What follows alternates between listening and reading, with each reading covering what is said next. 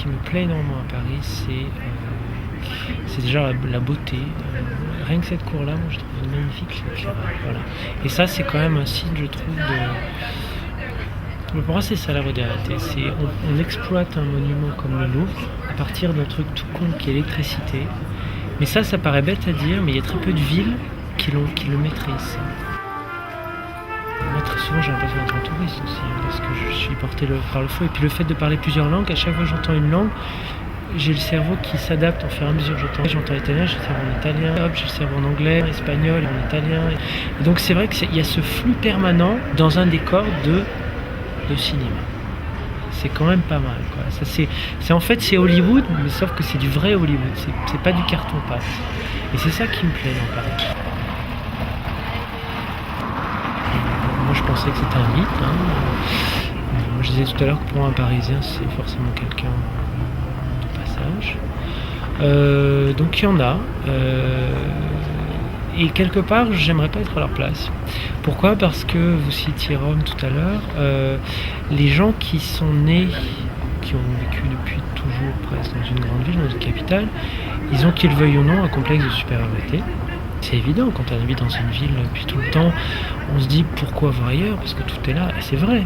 Moi je pense que si j'étais né à Paris, ou si j'avais vécu depuis tout petit ici à Paris, j'aurais pas eu la tentation d'aller ailleurs, ou très peu, parce que c'est vrai, tout est là. C'est un peu comme naître avec une cuillère d'argent dans la bouche, ça peut se retourner contre soi, dans le sens où, voilà, quand on a tout sous la main, on va peut-être faire moins d'efforts pour aller à la rencontre des gens. Et moi personnellement, je sais que ça fait 2 ans que je suis à Paris, je vais rester encore un petit peu. Ça me plairait de revenir plus tard, mais je pense que quelque part Paris m'a donné encore plus l'envie de retourner à l'étranger. Parce que c'est vrai que c'est beau, mais c'est un produit fini, Paris. Et moi, j'ai pas envie de mâcher quelque chose de fini. J'ai envie qu'on m'apporte quelque chose, et j'ai envie d'apporter quelque chose d'autre. Et j'ai pas l'impression qu'en étant à Paris, si je restais là à Paris tout le temps, j'ai l'impression de me scléroser. Et voilà, être parisien, c'est être forcément, d'une certaine manière, essayer de se conformer à cet idéal parisien, quoi. On est parisien, donc on est forcément... on n'est pas raciste parce que c'est la ville qui est ouverte sur le monde. On défend la liberté, l'égalité parce que franchement la Bastille et compagnie. Enfin au bout d'un moment ça veut rien dire, quoi. C'est des gens après qui vont se gargariser de propos complètement creux. Alors. Et malheureusement c'est ça Paris aussi. Moi je m'en rends compte quand j'entends parler des gens qui sont là depuis tout le temps, qui sont dans leur ghetto, il n'y a pas d'autre terme. Les gens s'enferment dans leur ghetto. Et ça c'est dommage. C'est dommage. Moi je bosse à la Courneuve, je suis prof à la Courneuve, donc je fais le lien en permanence. J'habite dans Paris, c'est un choix, parce que c'est pour rester, on va dire, mentalement en bonne santé, mais je pense pas que ce soit plus réel de l'autre côté, parce que c'est aussi quelque chose de complètement factice, c'est encore plus factice. La banlieue c'est un truc qui a été créé comme ça, de manière très rapide et très, bâclée.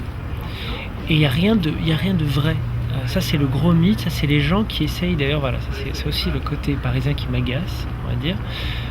C'est pour se donner une bonne conscience, les gens vont dire ouais mais Paris c'est pas que Paris, c'est aussi la banlieue. Oui mais bon, la banlieue c'est très bien, d'accord, mais ils n'ont pas plus raison là-bas que nous on a raison ici.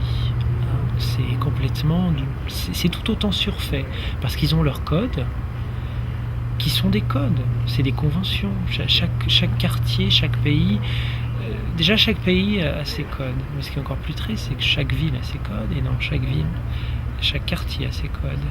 Et en banlieue, c'est encore pire, c'est chaque cité a ses codes. Et moi, je trouve pas que ce soit plus vrai. Je trouve que c'est